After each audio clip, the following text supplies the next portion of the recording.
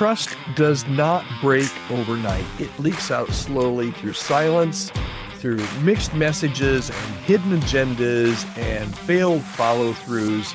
And today on the Healthy Church Staff Podcast, we're going to take a gut honest look at what causes trust to erode in church staff teams and what leaders can do to restore it. So if your team feels guarded or frustrated or disengaged, this might be why. We're going to dig into it right here on the Healthy Church Staff Podcast. Hi there, my name is Todd Rhodes. I'm one of the co-founders over at chemistrystaffing.com and your host here every day, every weekday on the podcast.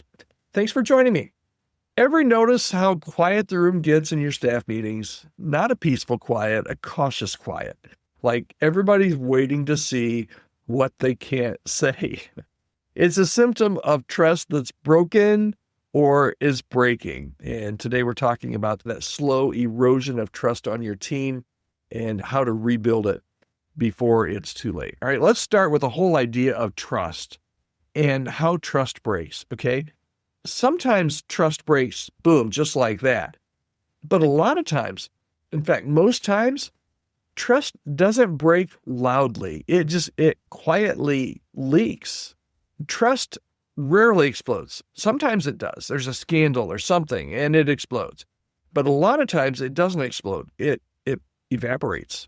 A promise that gets forgotten, maybe an offhand comment that wounds you or wounds somebody on the staff. Maybe there's a pattern of decisions that are made without any input. Nobody kind of knows who's making the decisions or why they're making the decisions, or the decisions don't make sense. Trust is your team's emotional infrastructure. It's invisible, but it holds up everything. And when it's strong, people speak up, they take risks, they lean in. But when it's weak, when the trust is broken, when it's silently evaporating in your church and on your staff, people will play defense and they'll cover themselves, do a little CYA action there, and they'll disengage.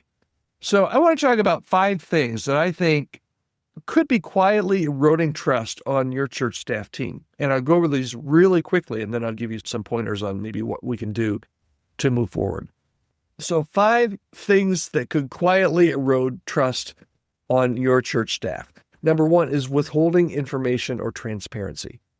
If you're making decisions and not explaining kind of the thought process behind it, or you're just kind of lording decisions over people, or you're just saying, hey, this is the way it is. Or you're a senior pastor saying, the elders want us to do this, but it's really your decision. If you're withholding that kind of information or transparency, that it can really quietly erode trust. Maybe you deserve to give you owe some people some feedback, and you just haven't given it. You say you're going to, but you don't. Delayed feedback is a reason. Avoidance of hard conversations. You need to have a hard conversation, but you don't have it. You know you need to have it. The other person knows that the conversation needs to be had, but you don't have it. That's another way that you can erode trust. If you say one thing publicly, but you say another thing privately, that erodes trust. And it's an integrity issue, if I can be quite honest with you. Another way is just inconsistent leadership or mood-driven decisions. Do people walk on, do they tread lightly when you walk in the office some days? Can they tell the first 2 minutes they see you what today's going to be like if they're around you? If you're moody or you're inconsistent in your leadership, it can decay trust. And maybe there's just no follow-up on real concerns or suggestions. None of these things feel huge in the moment.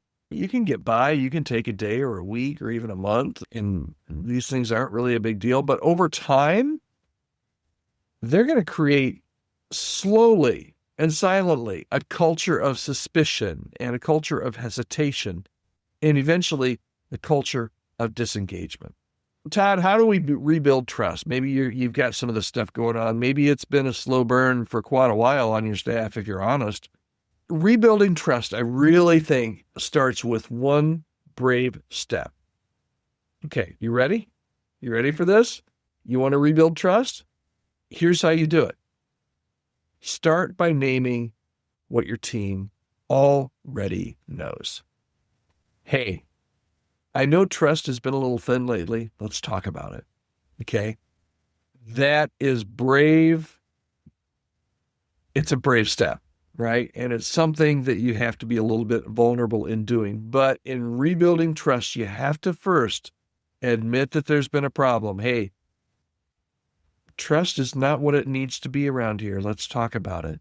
And then once you put that on the table, you can take consistent actions that say, hey, number one, I see you. And maybe this is in a group setting, maybe this is on an individual setting, according to where the trust is broken. But consistent things. Number one, I see you. Number two, I care about what you think.